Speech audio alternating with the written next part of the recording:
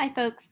As we enter into this week, we are transitioning from poetry to something a little bit longer and hopefully a little bit more familiar. We are transitioning into short fiction, which is a lovely transitional piece in between poetry and longer novels.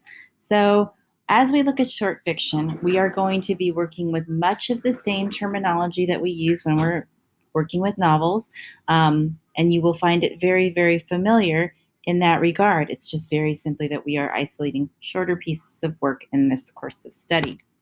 So, a couple of things that I want you to be aware of as we move through this unit. Our goal for this unit and ones that College Board has indicated are appropriate at this point are really working with how you are looking at analyzing characters, not just in and of themselves as characters, but how they're functioning and illustrating meaning and intent in a longer text. So it's not just us analyzing a character, but we are looking now at how a writer is using them as a tool to help reflect a meaning or to help develop a theme or to help make a comment on society. We also, in that vein, are looking at the point of view and the function of the point of view in a text. So, this is where we're looking at why it's significant that we're using a first person narrator or a third person narrator, or even in some cases, a second person narrator.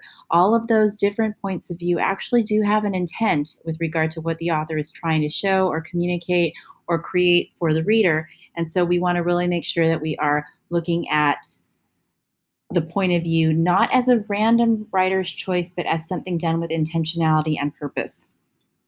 And the last thing we're looking at is to look at how a setting functions. And remember that when we look at setting, we're not just looking at the physical location or the room that the characters are existing in. We're looking at the room, the house, the neighborhood, the social strata, the part of the world or part of the country. We're looking at the time frame. We're looking at all of these things that help suggest that there is something intentional, again, in what the author is doing with creating and putting together these particular components of a setting and a piece of text. And so the four that we're looking at for right now are by American authors. Well, Jamaica Kincaid is American but Caribbean by cultural identification. We also have Kate Chopin, William Faulkner, and Charlotte Perkins Gilman. And as you can see, we have a largely female presence in this mini unit. William Faulkner, as a male writer, actually deals with a really significant commentary with regard to females in America and in earlier parts of the era. So as we tackle these four texts, we are going to look at the way that our females are characterized in these texts as well as the males.